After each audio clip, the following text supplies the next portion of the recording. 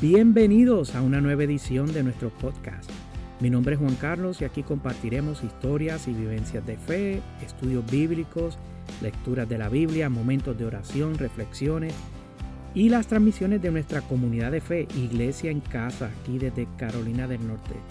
Así que comencemos con el episodio de hoy. Bienvenidos a Casa Nación, donde la pasión por Jesús es el centro. Amén, aleluya. Oramos. Padre, en el nombre de Jesús, gracias, gloria y honra a ti, Señor. Te adoramos, bendecimos tu nombre.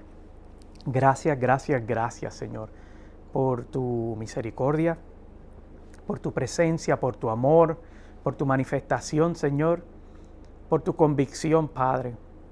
Gracias porque queremos ser intencionales en parecernos más a ti y queremos ser transformados por ti, Señor. Gracias por hacer esa provisión para que lo podamos alcanzar y lograr. En el nombre de Jesús te presentamos, Señor, la palabra que vamos a compartir en el día de hoy, que sea de bendición, que sea de edificación, pero sobre todo, Señor, que como te digo, nos acerque más a ti. En el nombre de Jesús, reprendemos toda distracción, todo aquello que quiera oponerse a lo que tú quieras hablarnos en el día de hoy. Señor, haz que nuestros corazones estén receptivos. Espíritu de Dios, tú eres aquel que convence, tú eres aquel que trae convencimiento. Necesitamos, Señor, que tú toques nuestras vidas y que nos hagas receptivos, Señor, a lo que tú quieres hablar a nuestras vidas. Por Cristo Jesús te pido que me utilices una vez más para gloria de tu nombre. Amén y amén. Aleluya. Santo. Mira, hoy quiero hablarles a ustedes bajo el título El chiquillo y el piano roto. Entonces yo quiero comenzar diciéndoles que anoche yo estaba viendo un documental en las redes sociales, bueno, en YouTube. Yo no sé si eso se considera una red social. Estaba viendo un documental sobre un evento que ocurrió el 24 de enero de 1975, específicamente a las 11:30 de la noche. Me acordé hasta de la fecha porque me impactó mucho. Y se trata de que allí un individuo que se llamaba, tengo aquí el nombre porque no me lo sé muy bien, Keith Jarrett Kohn. Creo que pronuncié ese apellido bien porque me parece que es de origen sueco, no sé. Y es un artista de piano que toca jazz. Entonces, él había sido contratado para dar un concierto en Alemania. Lo interesante de esto es que la productora del evento era una chica de 17 años. 17 años, la había contratado para dar este concierto que iba a hacer en la Casa de la Ópera en Alemania. Entonces, sucedieron unos eventos muy interesantes que para poder dar el evento de este concierto. Número uno es que la chica solo consiguió un espacio de esa fecha que les di, que era día viernes, y el único espacio que había disponible era a las 11:30 de la noche. Y les recuerdo que era una noche de enero, así que frío era lo que sobraba allí en Alemania. Entonces, pues la chica consigue este espacio y Keith venía de Suecia de dar una serie de conciertos. Él decidió tomar el dinero del vuelo de avión y decidió cancelarlo y redimirlo por efectivo, y decidió que él iba a guiar junto con las personas que lo acompañaban. Bueno, pues él luego de salir de esa serie de conciertos, se dirige hacia Alemania para dar este concierto. Fue un viaje muy, muy largo, se le afectó la espalda, tenía dolor de espalda, estaba súper agotado cuando llegó. No recuerdo la cantidad de horas que tuvieron en ese trayecto, pero llegó para el día viernes allí para dar el concierto, y cuando llega a ese lugar, ya le había dicho a la productora: mira, este es el tipo de piano que yo quiero que haya disponible para mi concierto, y comenzaron a suceder una serie de eventos. Número uno, lo que sucedió, bueno, aparte de la hora del concierto, que era a las 11:30 de la noche. Segundo, los trabajadores de la ópera, hubo una confusión con ellos Y entonces ellos se dieron cuenta que allí en las facilidades de la ópera había un piano de la misma marca que él había solicitado, pero no era el mismo. Esto era, lo que ellos pudieron conseguir fue un baby piano. Entonces se lo pusieron en el stage allí, en la tarima, para que él pudiese tocar. Entonces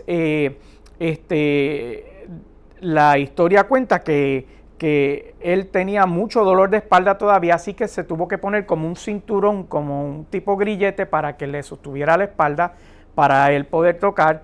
Y también la historia cuenta que cuando tenía hambre, estaba cansado y fue a un restaurante y hubo una confusión también en el restaurante y la comida llegó al momento que ya él tenía que salir para la ópera, así que no había comido tampoco. O sea, estaba cansado, estaba un poco indispuesto por todo lo que estaba viviendo. Entonces, cuando llega al teatro que ve el piano, se da cuenta que el piano pues estaba roto. El piano estaba roto y no tan solo estaba roto, era que los pedales no le funcionaban,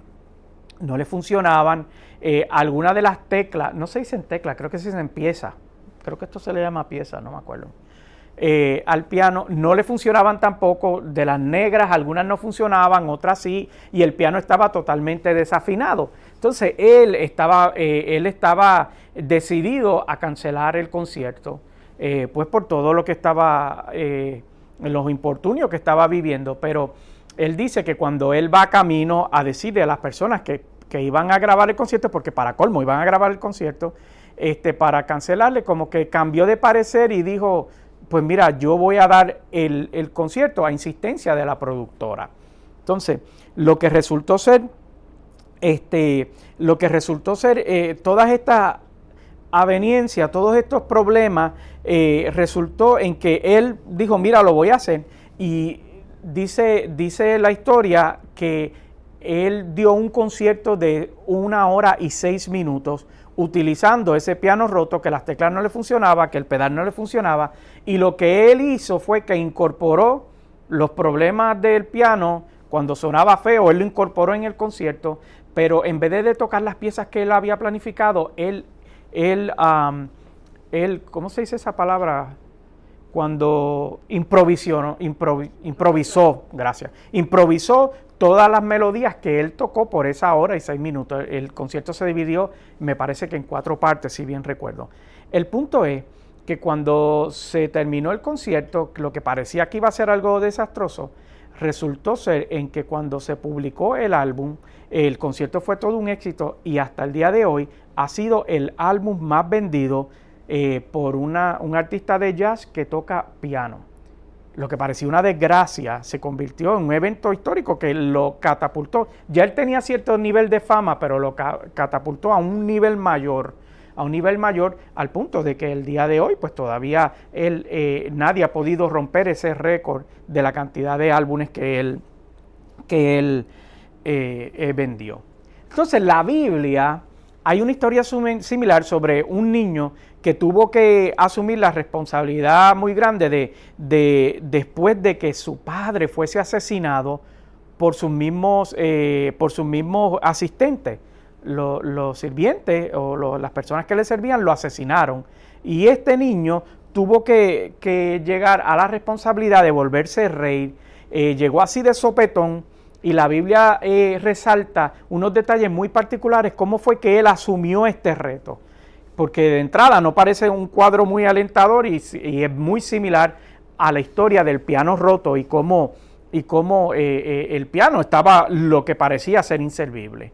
Entonces la historia de este chico demuestra que aún después de haber vivido una gran adversidad, uno puede encontrar dirección para poder vivir una vida agradable a Dios. Y yo voy a estar leyendo y hablándoles a ustedes del segundo libro de Crónicas, allá en el Antiguo Testamento, específicamente en el capítulo 34.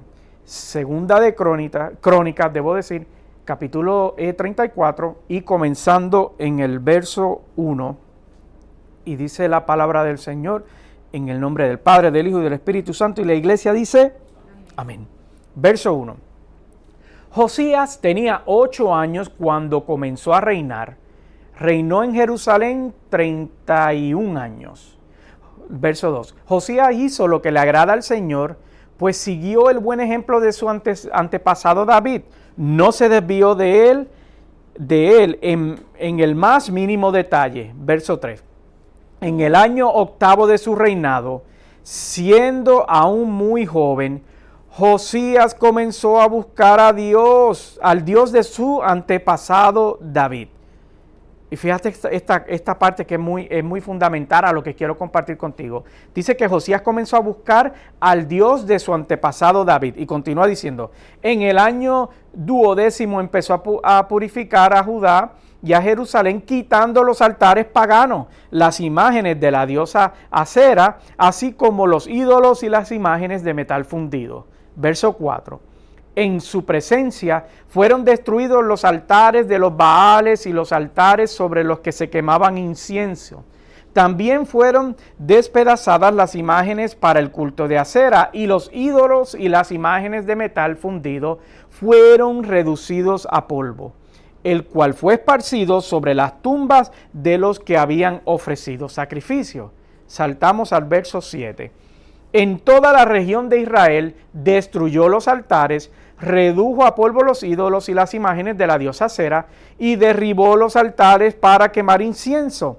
Luego regresó a Jerusalén en el año 18 de su reinado, paréntesis, así que ya tenía unos 26 años en ese momento. Después de haber purificado el país y el templo, Josías envió a Safán, hijo de Azalías, y a Mesaías, gobernador de la ciudad, junto con el secretario Joás, hijo de Joacás. Mira lo que fue enviado. A que repararan el templo del Señor, su Dios. Verso 12. Saltamos al verso 12. Dice: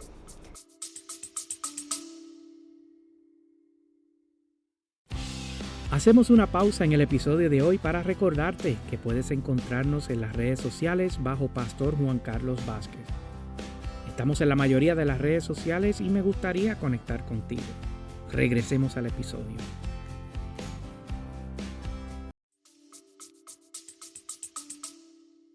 Estos hombres realizaban su trabajo ¿con qué? Con fidelidad. Los que estaban al frente de ellos eran los levitas Yahat y Abdías, descendientes de Merari, y Zacarías y Mesulán, descendientes de Coat, y los levitas que eran hábiles en tocar instrumentos de música eran los jefes de los cargadores y de los que trabajan en la obra, fuera cual fuera su tarea. Entre los levitas habían cronistas, oficiales y porteros. Verso 14. Al sacar el dinero recaudado del templo del Señor, el sacerdote Hilquías encontró el libro de la ley del Señor. Fíjate que dice que encontró el libro de la ley del Señor dada por medio de Moisés. 15. Hilquías dijo el cronista Safán: he encontrado el libro de la ley en el templo del Señor. Entonces se lo entregó y Safán se lo llevó al rey. Le dijo: sus servidores están haciendo todo cuando se les ha encargado. 17. Han recogido el dinero que estaba en el templo del Señor y se lo han entregado a los supervisores y a los trabajadores. 18. En sus funciones de cronista, Safán también informó al rey que el sumo sacerdote Hilquías le había entregado un libro, el cual leyó en presencia del rey. 19. Cuando el rey oyó la palabra de la ley, se rasgó las vestiduras en señal de duelo. 20. Y dio esta orden a Hilquías, a Ahicán, hijo de Safán, a Abdón, hijo de Micaías, al cronista Safán y a Asaías, su ministro personal. 21. Con respecto a lo que dice este libro que se ha encontrado, vayan a consultar al Señor por mí y por el remanente de Israel y de Judá. Sin duda que la gran ira del Señor se ha derramado contra nosotros, porque nuestros antepasados no tuvieron en cuenta su palabra, ni actuaron según lo que está escrito en este libro. 22. Hilquías y los demás comisionados del rey fueron a consultar a la profetisa Hulda, que vivía en el barrio nuevo de Jerusalén. Hulda era la esposa de Salum, el encargado del vestuario, quien era hijo de Tikva y nieto de Jarjas. 23. Hulda les contestó: así dice el Señor Dios de Israel, díganle al que los ha enviado. 24. Que yo el Señor les advierto, voy a enviar una desgracia sobre este lugar y sus habitantes y haré que se cumplan todas las maldiciones que están escritas en el libro que se ha leído antes del rey de Judá. 25. Ellos me han abandonado, han quemado incienso a otros dioses y con todos sus ídolos han provocado mi ira. Por eso arde mi ira contra este lugar y no se apagará. 26. Pero el rey de Judá, que los envió a consultarle, dígale que en cuanto a las palabras que él ha oído, yo, el Señor Dios de Israel, afirmo. 27. Cómo te has conmovido y te has humillado ante Dios al escuchar lo que he anunciado contra este lugar y sus habitantes, y cómo te has rasgado las vestiduras y has llorado en mi presencia, yo te he escuchado. Yo, el Señor, lo afirmo. 28. Por lo tanto, te reuniré con tus antepasados y serás sepultado en paz. Tus ojos no verán la desgracia que voy a enviar sobre este lugar y sobre sus habitantes. Así que ellos regresaron para informar al rey. Y la Biblia dice que aunque el rey se pudo quedar tranquilo, pues tenía paz de que Dios le estaba diciendo: mira, por las acciones que tú has tomado, nada de lo que yo he dicho que le va a suceder al pueblo te va a suceder a ti, va a suceder después de que tú no estés. Pero aún así, aunque él se pudo quedar tranquilo y conforme, el verso 29 dice la acción que él tomó. Y seguimos leyendo. Verso 29. Entonces el rey mandó a convocar a todos los jefes de Judá y Jerusalén. 30. Acompañado de toda la gente de Judá y de Jerusalén, de los sacerdotes, de los levitas y en fin, de la nación entera, desde el más grande hasta el más pequeño. Él leyó todo lo que está escrito en el libro del pacto que fue hallado en el templo del Señor. 31.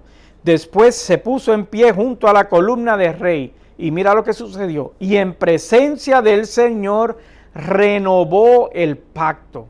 Se comprometió a seguir al Señor y a cumplir de todo corazón y con todo el alma sus mandamientos, estatutos y mandatos, cumpliendo así las palabras del pacto escritas en este libro. 32.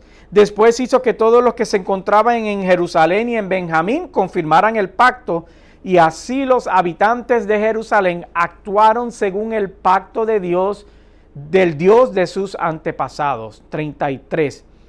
Josías suprimió todas las costumbres detestables que había en todo el territorio de los israelitas e hizo que todos los que se hallaban en Israel adoraran al Señor su Dios. Mientras Josías vivió, no abandonaron al Señor, Dios de sus antepasados.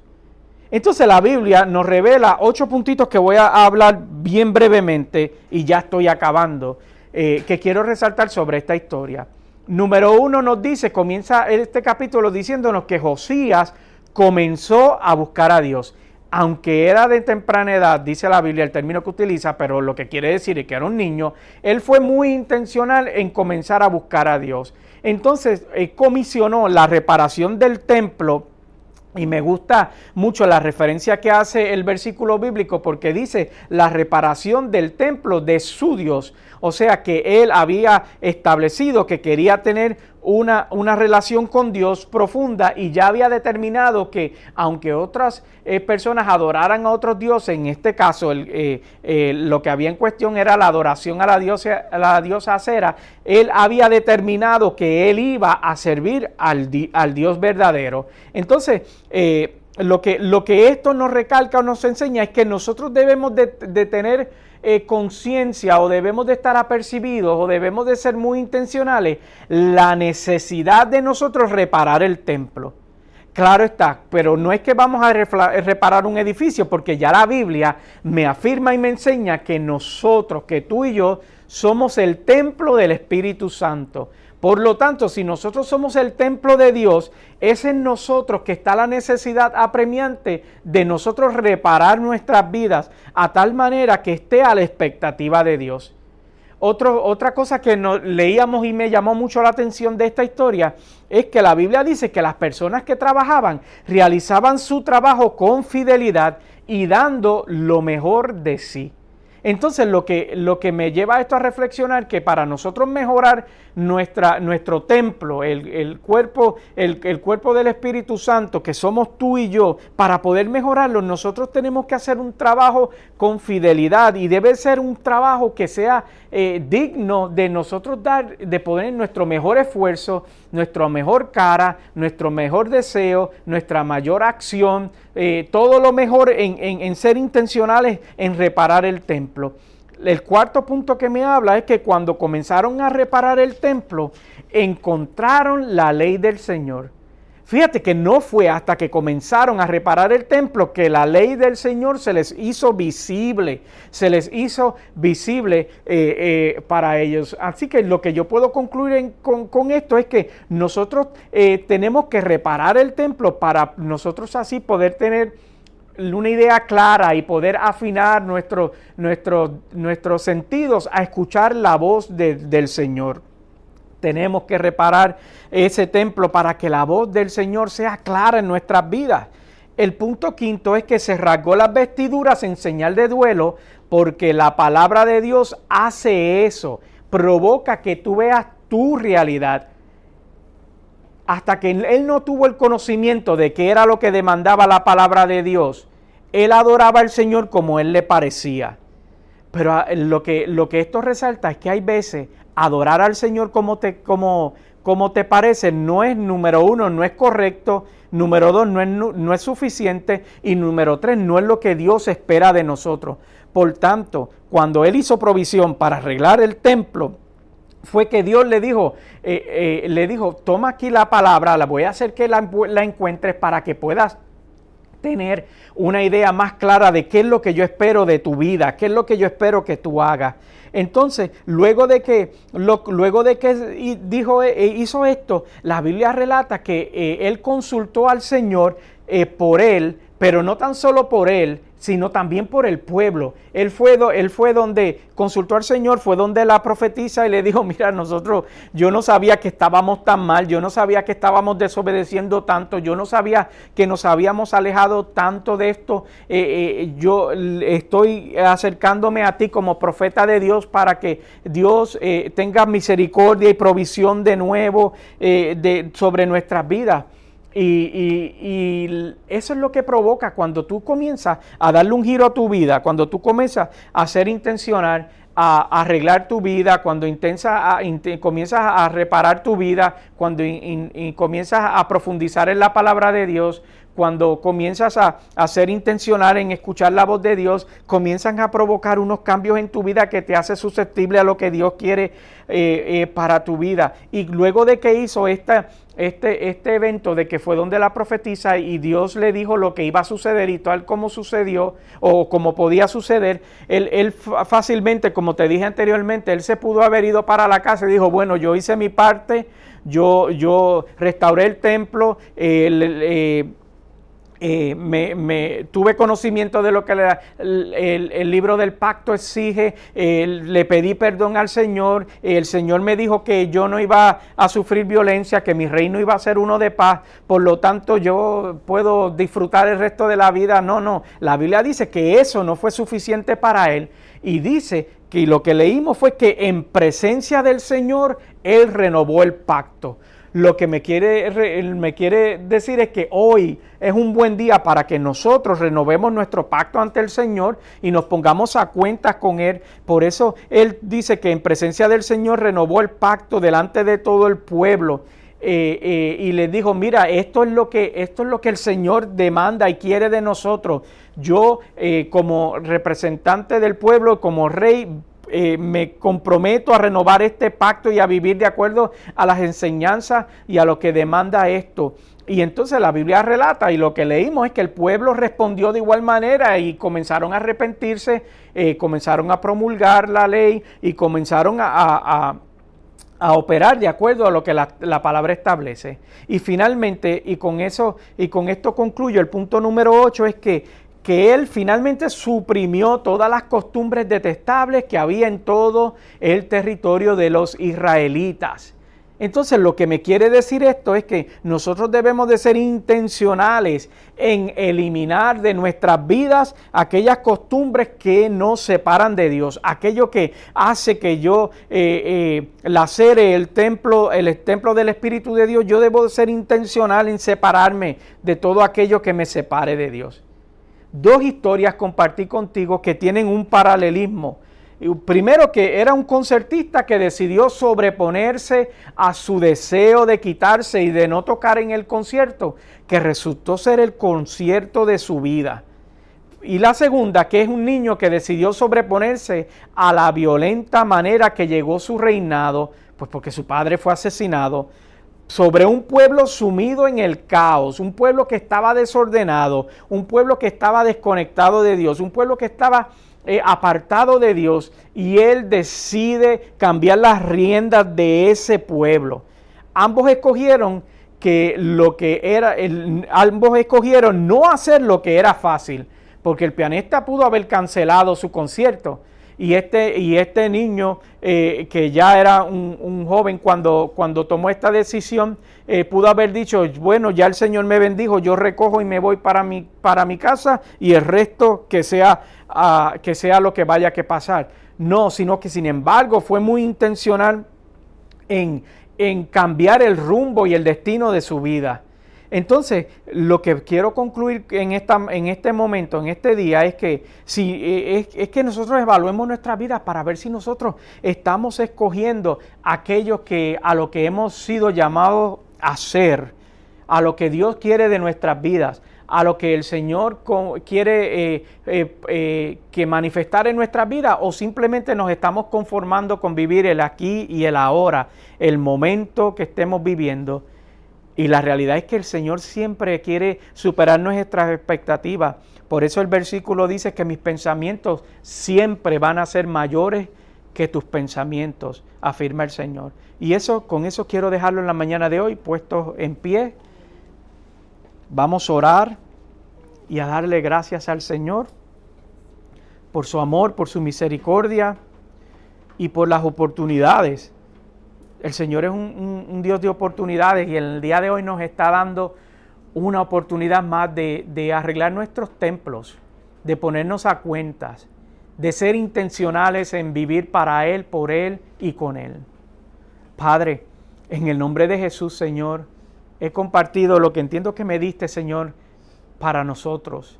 Gracias por tu palabra, Señor, y gracias porque en la vida está llena de testimonios de personas, Señor, que fueron inspiradas por ti para no rendirse y para cambiar el rumbo de sus vidas, Señor.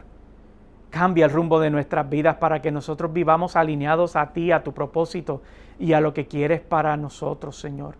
Que vivamos a la plenitud de lo que tú quieres para nosotros. Que no nos conformemos, Señor, con distracciones que el mundo puede ofrecer, Señor, que la vida pueda ofrecer. Y que nos mantengamos enfocados en crecer y en creer en ti. Por Cristo Jesús yo te doy gloria y honra y te presento, Señor, nuestras vidas, Señor, que nos encontramos en este lugar. Pero de igual manera, toda voz, Señor, que me escucha, Señor, o todo oído, Señor, que me escucha y que escucha este mensaje y esta reflexión para el día de hoy. Padre, gracias por tu amor y tu misericordia. En el nombre de Jesús te doy gloria y honra. Amén y amén. Aleluya. Santo Dios. Hasta aquí este episodio de hoy, esperando que te haya sido de mucha bendición. Recuerda que puedes dejarnos un comentario o enviarnos algún mensaje. Para nosotros es un honor y un privilegio que hayas sintonizado en el día de hoy. Y recuerda que puedes visitar en la página de internet pastorjuancarlos.com o iglesiacasanacion.org. Hasta la próxima transmisión. Sean todos bendecidos.